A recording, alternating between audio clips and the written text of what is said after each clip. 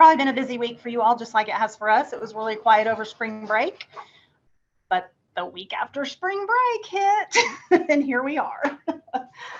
Okay, so today's call is the supply chain assistance funds that you all will be getting into your state aid account, much like your emergency funds were deposited into your state aid account, and your PEBT local admin funds were deposited into your state aid account.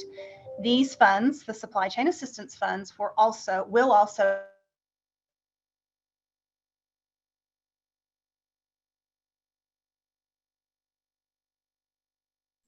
Sorry, Jennifer, I accidentally muted you. Let me unmute you. I was making sure everybody else was muted, and I muted everybody. It's okay. I was having a great conversation with you all too. I'm sorry you missed it. No, I just wanted to let you all know that today's call is on the supply chain assistance funds. Those funds are being deposited into your state aid account because we can't put them into your child nutrition account because they're not tied to a claim, and all of our payments have to be tied to a claim. So it makes it really hard when we get additional funds like this, supply chain emergency funds that we've paid out. We've paid out local PEBT funds. It makes it hard on the states because we typically don't get these additional funds like this to send out for the different items that USDA has issued payment for. So it makes it difficult, but they're in your state aid account. They are child nutrition funds. Please keep that in mind. So they need to be put back into your child nutrition account. We're going to cover that in the PowerPoint. So I'm going to, okay, so no sound is what I'm seeing in the chat. Sorry. I hope you all had a great spring break and enjoyed your time. Okay, yes, this will be posted. So I'm going to go through the PowerPoint, and let's go through that. Let's everybody listen to that, and then we'll go to the chat with questions, is typically what we do with this process. So let's go. One thing I want to do before no, it didn't work. I was going to try and do something. Okay, so let's go ahead and go to the next slide. I apologize. Okay, so USDA memo SP03-2022 was the memo that was dealing with the allocation of supply chain funds to the states to help alleviate supply chain disruptions in the child nutrition programs. F&S ultimately nationwide they gave $1 billion to local school districts to purchase food for school meals by offering resources needed to address supply chain challenges. Oklahoma's allotment for that amount of supply chain assistance was $14,701,248,000. So that is what we got, and we had to let's see, let's go to the next slide, Kendra.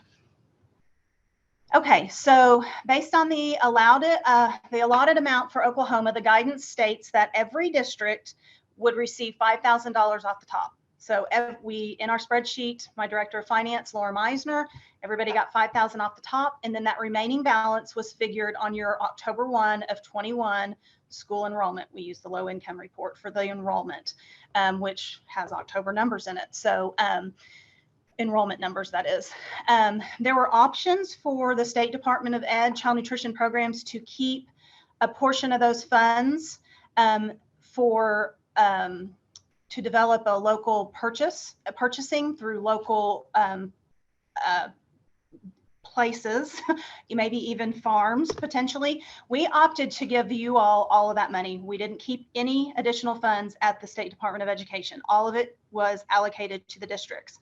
We were also allowed, based on the guidance of the memo, to determine that based on free and reduced. And we chose not to do that because some people would have been left out. They were leaving it at 25%. We could do 25% or more free and reduced. And again, it was a state decision, and we chose to make sure that everybody got a piece of this pie above and beyond the $5,000 off the top. So everybody got some. Nobody was left out. There are, we've had many questions regarding the OCAS codes to use for these funds, and they are there on the slide. Project code is 759, and the revenue code is 4705.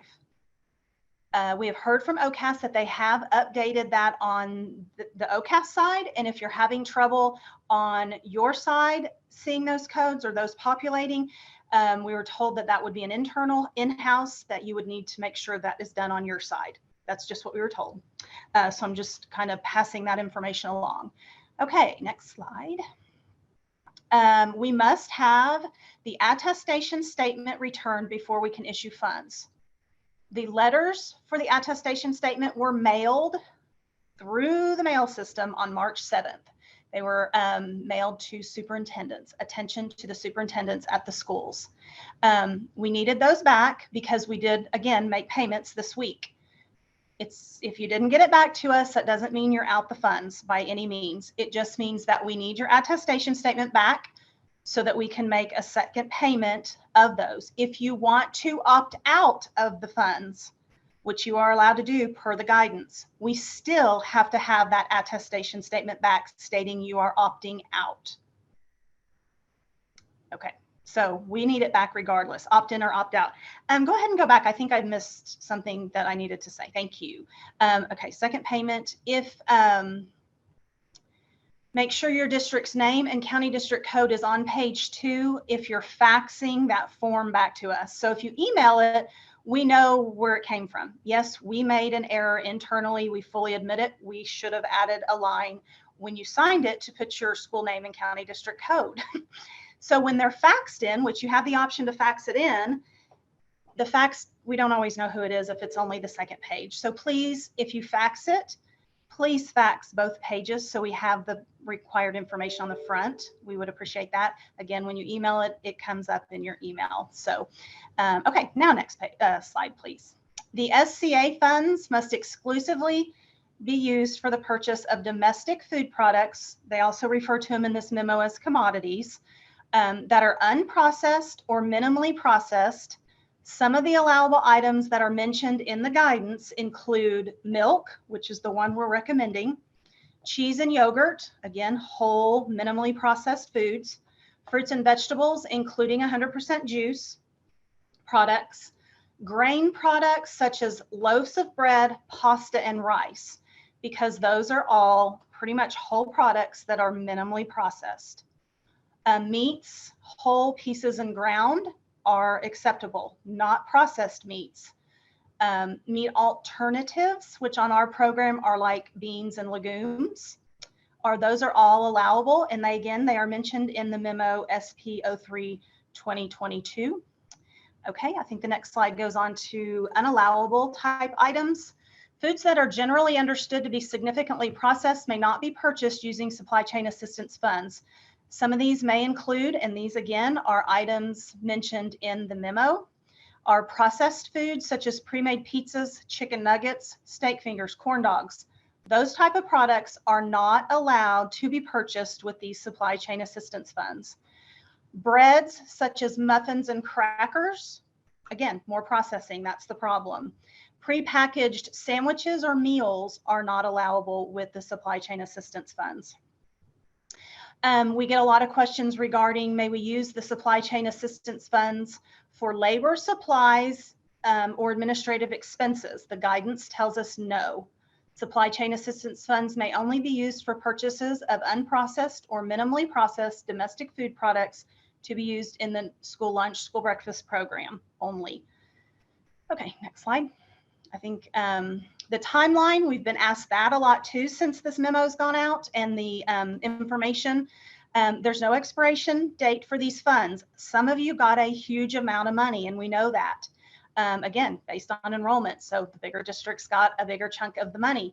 And as long it started, you could start spending it on March 1st, even though I know you didn't have it until this week, but any invoices March 1st forward may be used, and you do not have to use these before the end of this year. They may be rolled over to use until they're gone, basically.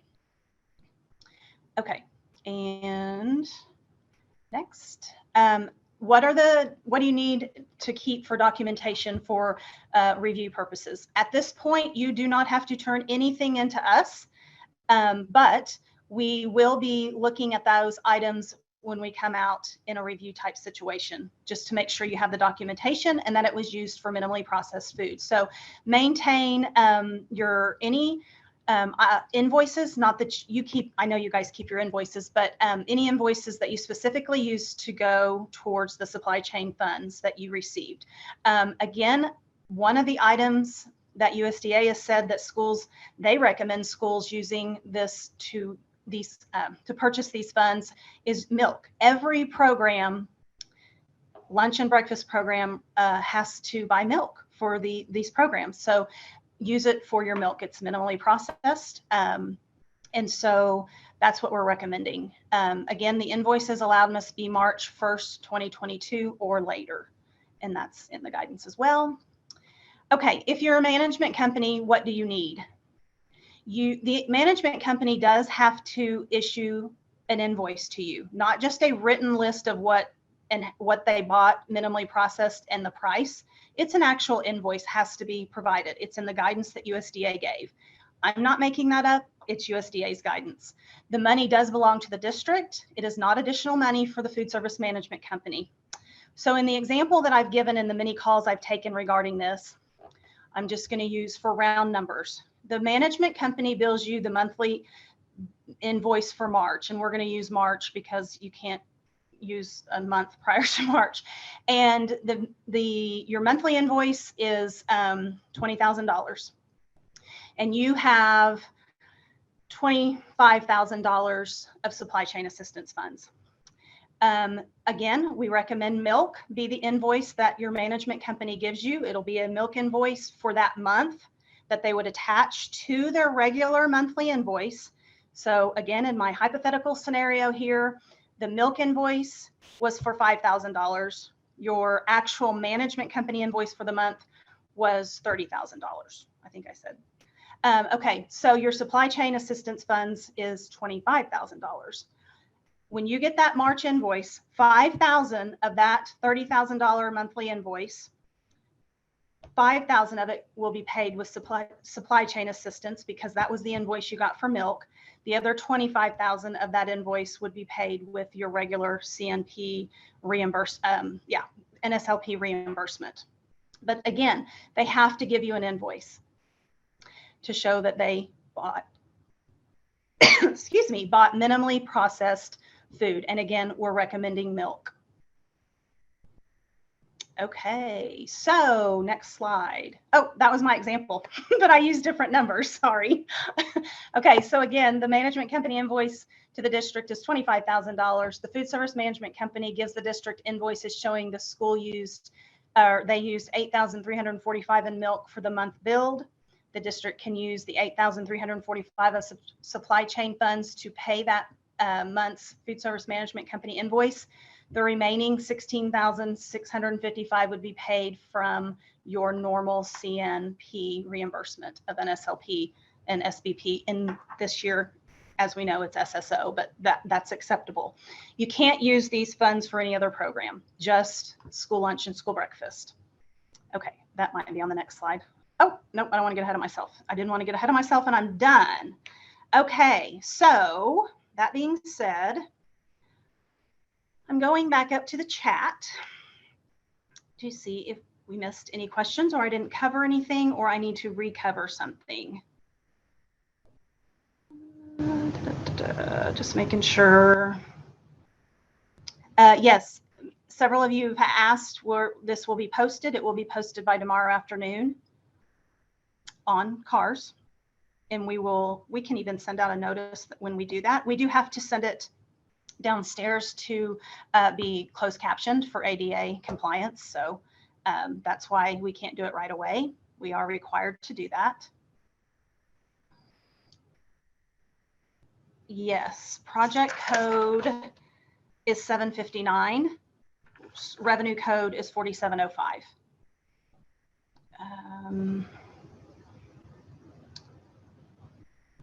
Yes, Sarah, it will be, if you don't use it all this year, it will be part of your revenue for CNP carryover, 3-month carryover, because it's under the code of National School Lunch, School Breakfast. So I did, Mr. Hance, I did mention management companies. If I need to add more or expand on that more, please go ahead and put that down in the chat. But I did cover that, but I'd be happy to clarify anything. No, beef crumbles are a processed item, believe it or not.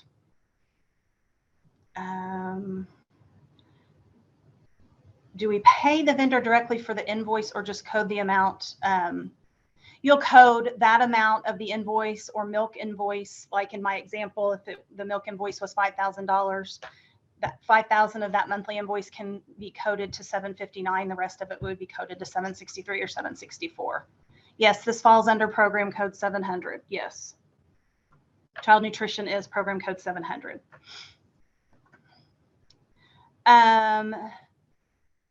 Ideally, I think a copy of the invoice will work. I have not heard if USDA is requiring an original.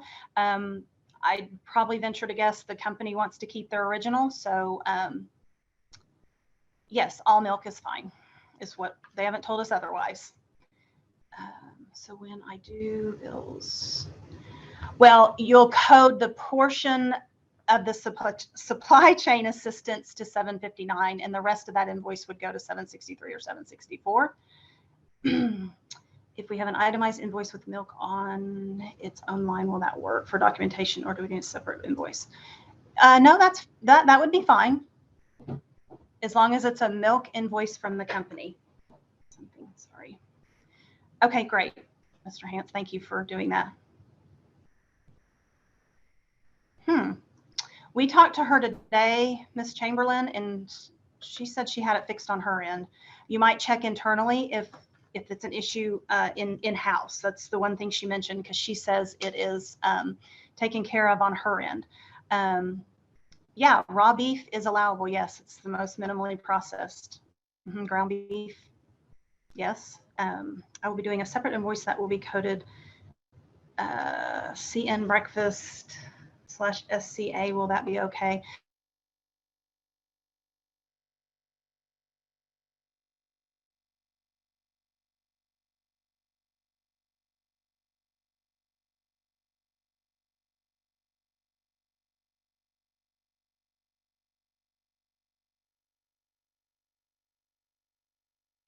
Yes, juices, yes. If it's not, Deborah Jackson, if it's not used this year and you're rolling money to next year, it will be included as part of the revenue for the year. And yes, I understand that. I understand your concern, because it will be potentially, depending on the amount that you received.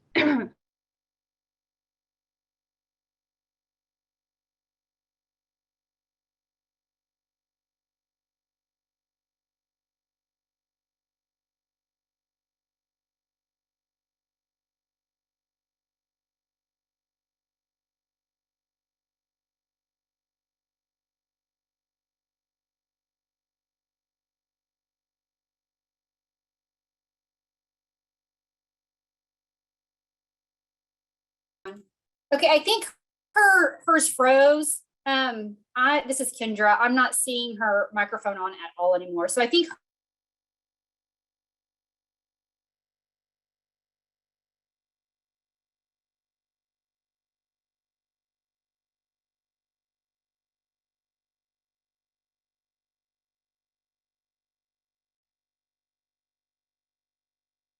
let them know.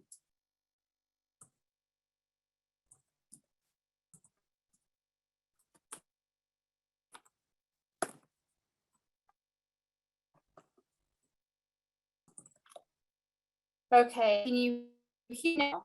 Now, let Jennifer know. Thank you. Okay, this is Kendra. Jennifer, I don't know if she realized that he's not on for her at all. There is one way I can tell if you are hearing me and my microphone is going up and down. So I didn't hear Jennifer for a bit. Okay, Jennifer might be getting back on. I am back. Can you guys hear me? Okay, I can hear you now. We're having technical issues with sound. It happened with me too. Idea. So okay, I think it's a network issue. It's a connection in the agency. So okay, I am back, but let me hold on. I gotta get the chat pulled back up. There we go. Okay. Oh, I think the last that I had heard from you was regarding affecting the carryover. So the next question in the chat is, if we opted in and now decide we want to opt back out due to the 3-month operating cost balance, can we do this? Your money's going to your account. So that's questionable. I guess I would need to find out more information at this point. That's a new one on me. Jillian, I think that was your question. Can you let me know what district that is? I can't give you an answer on that, but I can reach out. I'm making a note. Okay. Miami? Okay. I'm not sure. Let me do some checking. Jillian. Okay, so back up here. Yes, I vanished for a few minutes. I did put in the chat, I was trying to get on another computer. And Edgar did put in that we were experiencing technical difficulties. We get juice from the milk company. Can we use the money? Yes, milk and juice. Juice is an allowable. It's in the guidance. It was on the PowerPoint, and so is milk. With the management company, does the invoice need to have our school's name on it? Like milk from Highland for Verdon? Certainly wouldn't hurt. We just do have to have, it has to be an invoice from the company, not just an amount written on a piece of paper that's what they spent. So yes, it will be posted later on CARS, Carrie.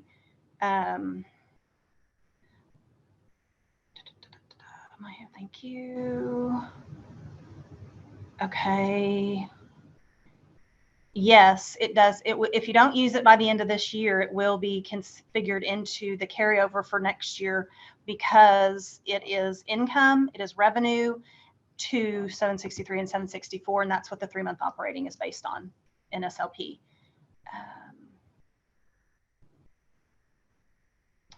Stephanie, what slide did you need to see again? Yes, fresh fruits and vegetables are an allowable on the list. They're minimally processed. They're not processed. So think like Whole Foods, and it has to be food that is Buy American also. Please keep that in mind. That's in the guidance. There's things on allowable right there on this slide that Kendra just put back up. And again, the memo is on, it's supposed to be on CARS. I think it got uploaded on CARS under USDA memos, and it's SP, or you can Google it. It's SP. SP stands for School Programs according to USDA, and it's 03-2022. So you can go straight to that guidance. It's a Q&A. It talks, I mean, it even has the amounts all the states got nationwide to equal the billion. And then there's all kinds of things. We pulled a lot of the information straight from the guidance for the PowerPoint. So nothing different in the guidance. Okay, do we have any other questions? Oh, can you unmute Vernon by chance? Kendra, can you unmute one person? I don't know if you can do that since we've got everybody muted. I asked Vernon? him to unmute, so if he Okay. Okay, or Vernon, feel free to put your question in the chat too, if you'd like. And since I am on, I have updated the compliance document. I just don't think I've uploaded it yet to show the codes for SCA funds. So it is in the manual. I'll put that up, the updated version up today before the weekend. Yes, the next question in the chat that just came in, yes, this will be part of your 3-month operating. Yes, it will be. Can we recode past milk and produce, not anything prior to March 1st? It's March 1st forward. Beans and legumes, they're fine. Even canned, because they're minimally processed, just pinto beans, black beans, that type of bean. I'm going to put an email. The next question is, how do we find out how much we got? I am putting our director, of Finance in the chat, you can reach out to Laura Meisner, and there's her email. And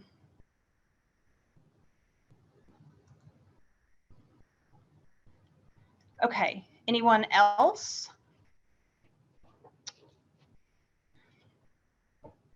Have any questions?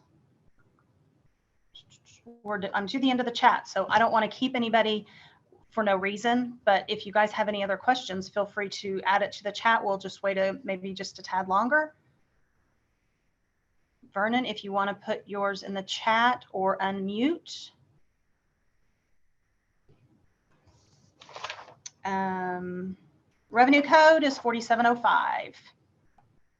If you got your attestation statement in late, you will get paid at a later date once we get at the second payment will be once we get them all back. And then we know who is opting out, because the opt-out funds are going to be reallocated back to everyone that opted in. It's required as the guidance. Yeah, as long as it's going to NSLP and SBP, and you're going to operate SSO in June, you can use these funds, yes, for all the allowable costs. So as far as we're switching topics a little bit. Someone has put, so on our last big call like this regarding 3-month operating, when the guidance for 3-month operating does not allow for 766 to be included, because the guidance reads it's for NSLP, SBP, some of those flex codes, special milk. There's specific items that can only be figured into the 3-month operating. Now, I did mention on that call that I was going to reach out to USDA regarding 766, because that was the program they allowed you all to operate last year if you chose to. You could do SFSP, which is 766, or you could do SSO, which is the normal 763 and 764. Some of you did, a lot of you did 766. They basically said it was up to us because of the way the guidance reads, so we could decide if that's what we chose. I then reached out to some other states in our region who also do all programs like we do, and they basically said they allowed whatever benefited the district. And so we did have, we do have a report from OCAS that includes 766, and I'll be honest with you, in many cases, it didn't matter. It didn't help. And in a few instances, it did. And then in a few instances, it was the complete opposite. You didn't exceed it without 766, but when we added 766 in, you did. So we've been working through that in this office, comparing them. And then if the report says you exceeded in both, but one number was less than the other, we're allowing you to go with the lower number. I need to also mention, please keep in mind, we do not populate these numbers. These are numbers that you reported to OCAS, you certified them as true and correct for last school year. And that's what you all coded to the report. We didn't, again, we're not filling those numbers in. We're not making this report up. It's actual numbers your district reported to OCAS. So we've actually sent Kathy and a couple others in there a couple instances, and they reply back to us, this is exactly what they reported. It was exactly what was in the report, and that's what you all certified as true and correct. And we have to go by that, because that's all we have to go by. It's what you reported. So there were some instances of differences, and it was just odd because, again, it helped some, it made some worse, it made some a little better, and then it had the opposite effect, even including 766. So we have been working through those on a case-by-case basis, comparing. So most in many instances, even if you had a carryover, you still do. It may be a lesser amount, but maybe not by much. So that's what we found out from USDA. And then that's what we also had a meeting with Kathy Black regarding that report. And again, it's what you reported to OCAS and you certified as true and correct, and it's closed and nothing can be done now. Okay. Can we go ahead and code things bought for March 1st if funds are coming? Yeah, you can. March 1st forward, you can use your March invoices. Yes. Oh, you mean, oh, meaning if you didn't get your attestation statement in time, yes, we'll still go with March 1st because that's, yes. Sorry, I had to think. Sorry, Debbie. Okay, so anything else in the chat, because I am now, we're at the end and all the questions have been answered. Anybody else? Okay, so, oh, did we get one?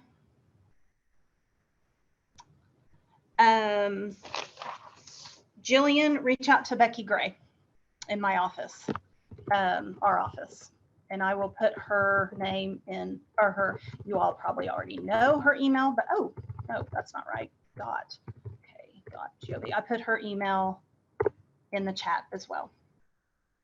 Okay, anybody else? Chocolate milk is allowable. Again, I just mentioned the whole 3-month. Feel free to reach out to us about that.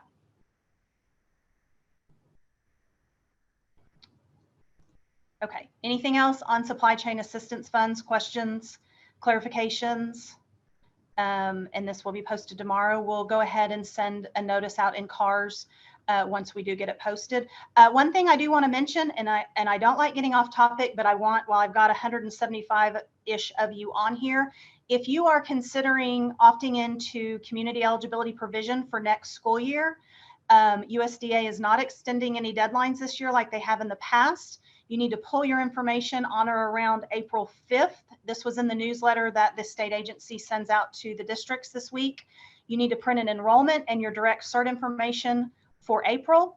Pull any other direct cert like homeless migrant runaway, Head Start funded enrollment, I'm drawing a blank, foster kids. Pull all of that. If you're considering CEP to determine your numbers, you need to do it in April. Yes, if you can get something from the tribe, FDPR, Food Distribution Program on Indian Reservations, is important as well. You are correct. Thank you for adding that. And you need to pull an enrollment for the exact same time. As you pull your direct cert, we can look at your numbers. You need to tell us by June 30th if you want to participate in CEP for next year. This also goes, same information goes for those of you who may be needing to look at a grace year. We are having a provision training. Thank you for putting that in there, Kendra, because it thought of it after I started to mention this. There's going to be a provision training that will include CEP information, as well as provision 2 and 3 information on Tuesday at 1 o'clock. An email will be going out in CARS regarding that tomorrow, and it's called What is Provision Training? It's Tuesday, March 29th at 1 p.m. It will be a Zoom call. So I just wanted to put that out there. We will be putting this information in the weekly newsletter from the agency as well. That goes to superintendents, but I did want to mention that while I had you on the call. And let me glance at my notes and make sure I've got everything. Yep, I've got everything mentioned that we wanted to say. Had a couple of people have me add some stuff at the last minute, so I've got all that covered. Okay, that's it. I'm done with the chat. Everybody's put in what they need. I appreciate everything you all do and continue to do during this time. And just have a great rest of your week. And you're almost at the end of the year. You guys can do it. Keep it up. Thank you, everybody. Have a great day. Bye-bye.